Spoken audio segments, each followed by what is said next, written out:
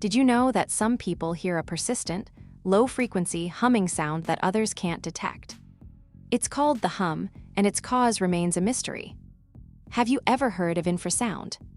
These incredibly low-frequency sounds are sometimes associated with feelings of unease or even fear, and some believe they are responsible for ghostly legends. What would you do if you heard a mysterious sound coming from inside your walls, a sound that nobody else seems to notice? Here's something you won't believe. Some scientists believe that certain sounds can influence our moods and behaviors, even triggering specific emotional responses.